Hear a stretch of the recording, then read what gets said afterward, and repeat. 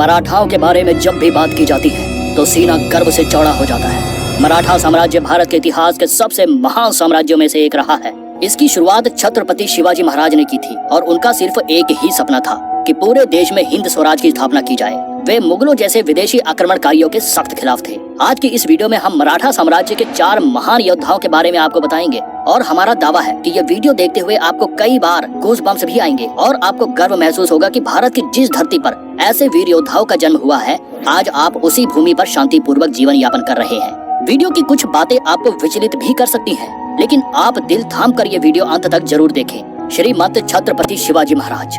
छत्रपति शिवाजी महाराज के बारे में आज कौन नहीं जानता। उन्हें एक विशाल हिंदू सम्राट के तौर पर जाना जाता है। सभी प्रकार के युद्ध कौशल में उन्हें महारत हासिल थी। वे अखंड हिंदुस्तान में हिंद स्वराज की स्थापना करना चाहते थे। उनके पिता का नाम शाहजी भोसले था और माँ का नाम जीजाबाई था। शिवाजी की माँ ही उनकी पहली गुरु थी, जिनसे उन्होंने वेद कौशल का ज्ञान भी लिया। बचपन में शिवाजी महाराज ने गीता, रामायण और महाभारत जैसे ग्रंथ भी पढ़ लिए थे और अपने दादाजी से उन्होंने हथियार और युद्ध कौशल की शिक्षा ली थी। 15 साल की उम्र से ही शिवाजी ने मुगलों के खिलाफ अपनी आवाज बुलंद कर ली थी। उन्होंने अपनी सेना में किसानों को भर्ती किया और किसानों को अस्त्र शस्त्र चलाने सिखाए। शिवाजी महाराज को जंगलों और पहाड़ों की अच्छी जानकारी थी। वे गुरिल्ला युद्ध में माहिर थे और उन्हें माउंटेन रैट का नाम भी दिया गया। शिवाजी महाराज के रहते कोई भी विदेशी ताकत दक्षिण भारत की तरफ आंख उठाने की जुर्रत नहीं कर पाई। आदिल शाह ने कई बार शिवाजी महाराज को हराने के लिए षड्यंत्र रचे और युद्ध भी किए, लेकिन शिवाजी महाराज को रोकना मानव असंभव हो गया था। लगातार वे अपने साम्राज्य का विस्तार करते जा रहे थे। एक समय पर उन्होंने 360 किले जीत लिए थे और मुगल साम्राज्य की नींव हिलाकर रख दी थी। आदिल शाह ने अफजल खान से कहा कि वे शिवाजी महाराज को खत्म कर दे और अफजल खान ने संधि के बहाने शिवाजी महाराज को अकेले मिलने के लिए बुलाया। लेकिन शिवाजी महाराज काफी चतुर थे और वे मुगलों की रणनीति अच्छे से जानते थे। उन्होंने अपने कपड़ों के भीतर एक लोहे का कवच पहन रखा था और अफजल खान ने गले मिलने के बहाने शिवाजी महाराज पर खंजर से हमला कर दिया। इसके जवाब में शिवाजी महाराज ने हाथ में पहने बाघ नाक से अफजल खान को चीर कर रख दिया। शिवाजी महाराज स्त्रियों का काफी सम्मान किया करते थे। औरंगजेब ने अफजल खान और उनके बेटे को कैद करने की भी कोशिश की, लेकिन अपनी चतुराई से वे कैद से बाहर निकले। सन 1680 को तबीयत बिगड़ने के कारण शिवाजी महाराज का देहांत हो गया था। छत्रपति संभाजी महाराज देश धर्म पर मिटने वाला शेर शिवा का छावा था। महापराक्रमी महाप्रतापी एक ही शंभू राजा था। अब आपको छत्रपति शिवाजी महाराज के बड़े बेटे संभाजी महाराज की वीर गाथा बताएंगे। इस गाथा को सुनकर यकीनन आपकी आंखें नम हो जाएंगी। जब संभाजी 2 साल के थे तभी उनकी माँ का देहांत हो गया था। दादी जीजाबाई ने उनकी परवरिश की। पिता शिवाजी महाराज मुगलों से लोहा लेने लगे हुए थे। 9 साल की उम्र में संभाजी और शिवाजी को औरंगजेब ने कैद कर लिया था, लेकिन वह शिवाजी महाराज के बेटे थे और माथे पर शिकन तक नहीं आई। औरंगजेब की सेना की नाक के नीचे से वह भागने में कामयाब हुए। 16 साल की उम्र में संभाजी ने अपना पहला युद्ध लड़ा। एक 16 साल के लड़के को 60 किलो की तलवार के साथ युद्ध करते देख हर कोई हैरान था। उन्हें तलवारबाजी, घुड़सवारी और तीर अंदाजी में महारत हासिल थी। आवाजों में दम था और भुजाओं की ताकत का कोई मुकाबला नहीं कर सकता था। 13 भाषाओं का उन्हें ज्ञान था। कई शास्त्र भी उन्होंने लिखे थे। शस्त्र और शास्त्र का अद्भुत संगम उनमें देखने को मिलता था। उन्होंने मैसूर जैसे सभी राज्यों को अपने साथ मिला लिया था। पुर्तगालियों और मुगलों ने जब हाथ मिलाया और संभाजी महाराज को ये बात पता चली तो उन्होंने गोवा में भी कोहराम मचाना शुरू कर दिया। अंग्रेजों पर वो काल बनकर टूट पड़े। औरंगजेब ने हुसैन अली से कहा कि वे संभाजी महाराज को सबक सिखाए। तब हुसैन अली ने कहा कि वे केवल 2 दिन में ही जीत कर वापस लौट आएंगे। संभाजी महाराज के पास 20,000 की सेना थी और मुगलों के पास 8 लाख सैनिक थे, लेकिन संभाजी महाराज मुगलों पर भारी पड़ते नजर आए। 1 साल तक भी हुसैन अली संभाजी महाराज का कुछ नहीं बिगाड़ पाए थे। जब संभाजी 23 साल के थे तब शिवाजी महाराज का देहांत हो गया था। इसके बाद औरंगजेब खुद अपनी सेना लेकर दक्कन की तरफ निकल पड़े। 9 साल तक औरंगजेब को संभाजी महाराज ने खूब दौड़ाया, लेकिन औरंगजेब के हाथ कुछ नहीं लगा। इन 9 सालों के दौरान उत्तर भारत के पंजाब, बुंदेलखंड और राजस्थान में स्वराज स्थापित हो गया था, लेकिन अंत में संभाजी महाराज के साले गड़ोजी शिर्के ने उन्हें धोखा दे दिया और मुगलों को संभाजी के गुप्त रास्ते की जानकारी दे दी। औरंगजेब ने संभाजी और उनके परम मित्र और सलाहकार पंडित कलश को बंद करवा दिया। औरंगजेब ने संभाजी महाराज के आगे 3 शर्तें रखी। पहली, मराठा साम्राज्य उन्हें सौंप दो। दूसरी, अपनी सारी धन दौलत उनके हवाले कर दो। और तीसरी, अपना धर्म छोड़कर इस्लाम धर्म को कबूल कर लो। लेकिन संभाजी महाराज ने सभी शर्तें मानने से इनकार कर दिया और दहाड़ कर कहा कि वे एक सच्चे मराठा हैं। वे किसी भी हालत पर उसे अपना बादशाह स्वीकार नहीं करेंगे और न ही अपना धर्म परिवर्तित करेंगे। औरंगजेब ने संभाजी के नाखून उखाड़ने शुरू कर दिए, आंखों में मिर्च डाल दी, लोहे के जलते सरिये संभाजी की आंखों में घुसा डाले। एक एक करके उनकी सारी उंगलियां और हाथ पैर काट दिए, लेकिन संभाजी को झुकाने में कामयाब नहीं हो पाए। अंत में संभाजी महाराज के टुकड़े करके उन्हें नदी में फेंक दिया गया। संभाजी महाराज ने 120 युद्ध लड़े थे और एक में भी उन्हें हार का सामना नहीं करना पड़ा था, लेकिन अंत में अपने ही घर के सदस्य ने उन्हें धोखा दे दिया। छत्रपति शाहू महाराज। संभाजी महाराज की मृत्यु के बाद उनके परिवार को औरंगजेब ने बंदी बना लिया था। संभाजी महाराज की पत्नी का नाम येसुबाई था और बेटे का नाम शाहू था।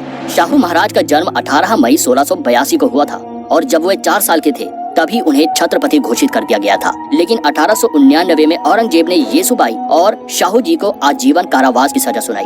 18 सालों तक याशू जी कारावास में बंदी रहे। उनके बचपन के 6-7 साल तो कुशलता से व्यतीत हुए थे, लेकिन अगले 18 साल उन्होंने कैद में गुजारे।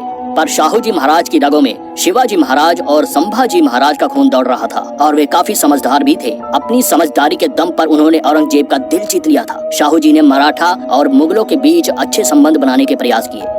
सन 1707 में औरंगजेब की मृत्यु के बाद शाहू जी को रिहा कर दिया गया और उन्हें एक सेना भी दे दी गई, लेकिन उनकी माँ येसुबाई को कैद में ही रखा गया, जिससे वे आने वाले समय में मुगलों के खिलाफ आवाज न उठा पाए। 1707 में उन्हें अपने ही भाई शिवाजी द्वितीय से युद्ध करना पड़ा और मराठा की गद्दी पर विराजमान हो गए। औरंगजेब ने एक बार शाहू जी महाराज को मुसलमान बनने के लिए कहा था, लेकिन उन्होंने इससे साफ इनकार कर दिया। बदले में औरंगजेब ने कहा कि वे अपने 2 मराठा लाकर दे जो मुसलमान बनने के लिए तैयार हो। शाहू जी महाराज की खातिर खंडेराव गुर्जर और जगजीवन राव गुर्जर ने मुहर्रम के दिन इस्लाम धर्म कबूल कर लिया। सन 1719 में शाहू जी और मुगलों के बीच समझौते हुए और शिवाजी महाराज के किले शाहू जी को वापस मिल गए। साथ ही दक्षिण भारत के कई राज्य जैसे कर्नाटक, वरहाड़, हैदराबाद और खानदेश में भी मराठा साम्राज्य की दोबारा स्थापना हुई। शाहू जी महाराज ने 42 वर्षों तक शासन किया और 15 दिसंबर सन 1949 को उनका देहांत हो गया। पेशवा बाजीराव प्रथम। मराठा साम्राज्य के वीर योद्धाओं की जब भी बात आती है तो उसमें पेशवा बाजीराव प्रथम का नाम जरूर लिया जाता है। उनका जन्म तो एक ब्राह्मण परिवार में हुआ था, लेकिन कर्म से वे क्षत्रिय थे। 18 अगस्त सन 1700 के दिन बालाजी विश्वनाथ और राधाबाई के घर पेशवा बाजीराव का जन्म हुआ था। उनके पिता बालाजी विश्वनाथ छत्रपति शाहू महाराज के पेशवा थे। सन 1720 में बालाजी विश्वनाथ की मौत के बाद 20 वर्षों की अल्प आयु में ही बाजीराव को शाहू जी महाराज ने अपना पेशवा घोषित कर दिया था। बहुत कम उम्र में ही बाजीराव को युद्ध कौशल की अच्छी जानकारी हो गई थी। वे अपने पिता के साथ अक्सर रणनीतियां सीखा करते थे। बाजीराव का कद 6 फुट का था। उनके भाले में इतनी ताकत थी कि दौड़ते हुए घोड़े पर से भी वे दुश्मन पर बिल्कुल सटीक वार कर दिया करते थे। लोग उन्हें शिवाजी महाराज का अवतार भी मानते थे। अपने वीर पराक्रम और सैन्य कौशल के दम पर ही उन्होंने भारत के 70 से 80% जगह पर मराठा साम्राज्य स्थापित कर दिया था। दिल्ली पर सीधे हमला करने की हिम्मत इससे पहले किसी भी महान योद्धा ने नहीं की थी। सन 1728 से लेकर 1735 तक उन्होंने कई युद्ध लड़े और गुजरात, मालवा, बुंदेलखंड तक मराठा साम्राज्य का विस्तार किया। इसके बाद केवल 500 सैनिकों के साथ दिल्ली पर कूच कर दिया। 10 दिनों का सफर 2 दिनों में ही बाजीराव ने पार कर लिया। बाजीराव को दिल्ली में देख मोहम्मद शाह रंगीला घबरा गया और कहा जाता है कि वह 3 दिनों तक लाल किले से बाहर नहीं निकला था। बाजीराव को परास्त करने के लिए रंगीला ने मीर हसन कोका को मैदान में भेजा, लेकिन मीर हसन की 10,000 सैनिकों के सामने बाजीराव के मात्र 500 मराठा सैनिक भारी पड़ते नजर आए। इसके बाद भोपाल के निजाम को भी बाजीराव ने परास्त कर दिया। शिवाजी महाराज के बाद बाजीराव ही गुरिल्ला युद्ध में सबसे पारंगत साबित हुए। निजाम के हारने के बाद सन 1738 में अपनी जान बचाने के लिए मराठा साम्राज्य को 50 लाख मुद्राओं का हर्जाना भी दिया। उत्तर से लेकर दक्षिण तक हर जगह मराठा साम्राज्य का बोलबाला था। बाजीराव ने अपने जीवन में 2 शादियां की थी, पहली काशीबाई से और दूसरी मस्तानी से। साल 2015 में आई फिल्म बाजीराव मस्तानी में बाजीराव की प्रेम कहानी तो आप सभी ने देखी होगी। सन 1740 में नर्मदा नदी के किनारे मालवा में शिवाजी महाराज की लू लगने के कारण तबीयत बिगड़ गई और उनकी मृत्यु हो गई। यदि वे कुछ साल और जीवित रहते तो भारत को बहुत साल पहले ही मुगलों से आजादी मिल चुकी होती। तो दोस्तों, ये थे मराठा साम्राज्य के 4 सबसे महान योद्धा। उम्मीद करते हैं कि आपको ये वीडियो पसंद आई होगी और अगर आपको भारत के इन महान सपूतों पर गर्व है तो इनके लिए वीडियो को लाइक और शेयर अवश्य कर देना। शिवाजी महाराज और पेशवा बाजीराव जैसे महान योद्धाओं के कारण ही आज भारत में हिंदुत्व समाज इतना संपन्न हो पाया है।